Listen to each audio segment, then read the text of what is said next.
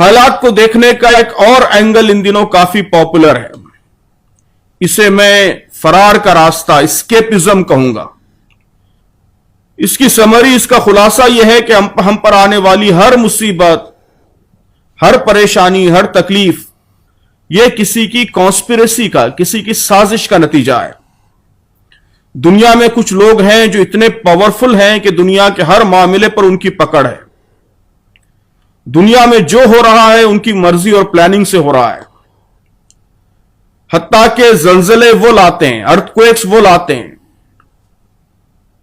Floods,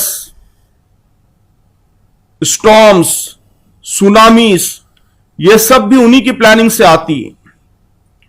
और ये pandemic भी उन्होंने ही फैला रखी है। हमारी यानी मुसलमानों की कमजोरियों, मुसीबतों के लिए भी वही जिम्मेदार हैं। ऐसे पावरफुल लोग इंटरनेशनल लेवल पर भी हैं और कहा जाता है कि हमारे मुल्क में भी हैं। इस थ्योरी के लिए फितने दज्जाल और उन रिवायतों का सहारा लिया जाता है जो हदीस की किताबों में बाबुल फितन के तहत दर्ज हैं। चुनांचा यह समझा जाता है कि जो कुछ खराब हो रहा है वो दज्जाल उसके हवारी कर रहे हैं। इस तरह सोचने वालों के पास प्रॉब्लम्स का कोई सोल्यूशन, कोई हल नहीं होता। दज्जाल के फितने का मुकाबला तो मेहदी और सैयदना ईसा अलैहिस्सलाम करेंगे। इसलिए हमारा काम बस ये रह जाता है कि हम उनका इंतजार करें और उस वक्त तक हर छोटी बड़ी मुसीबत को दज्जाली साजिश से जोड़कर व्हाट्सएप पर मैसेजेस भेजते रहें। मैं देख रहा हूं कि हमारे नौजवानों में इस तरह की सोच काफी तेजी से पॉपुलर हो रही है। हर जगह इल्यूमिनाटी और फ्री मैसन्स और पता नहीं क्या क्या, ये हमारे बच्चों और नौजवानों के दिमागों पर छाते हुए महसूस हो रहे हैं। मेरे ख्याल में यह सोच बहुत डिजास्टरस है। इससे स्ट्रगल, कोशिश और डेवलपमेंट, तरक्की का मोटिवेशन खत्म हो जाता है। जब आदमी यह महसूस करे कि उसके मामलात भी उसके नहीं बल्कि अनदेखे दुश्मन के कंट्रोल में हैं, तो वो किस लिए स्ट्रगल करेगा।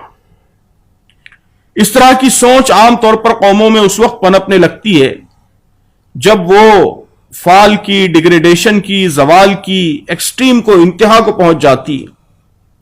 बेबसी और लाचारी जब उरूज को पहुंचती है, आदमी खुद को हेल्पलेस महसूस करता है, तो लोग हर चीज को शक की निगाह से देखने लगते हैं। खुद हमारी यानी मुसलमानों की तारीख से मालूम होता है कि जवाल के हर फेज में, तारीख के हर उस दौर में जबकि हम जवाल का शिकार हुए, हम डिग्रेडेशन का शिकार हुए, तो ऐसी थ्योरीज को खूब फरोग मिला और उसके खूब चर्चे हुए।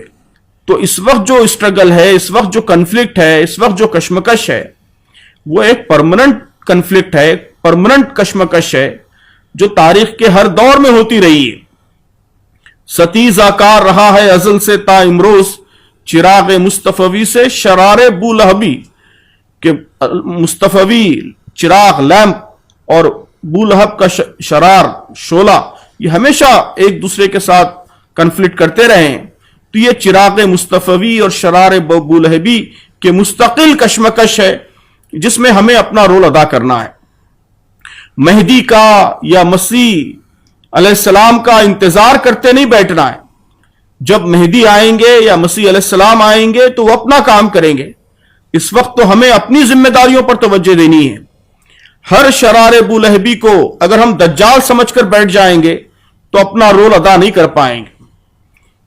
इस कश्मकश में हमारे जमाने में हमको चिराग मुस्तफवी की नुमाइंदगी का, उसको रिप्रेजेंट करने का फरीजा हम पर है और हम उसके लिए अकाउंटेबल हैं।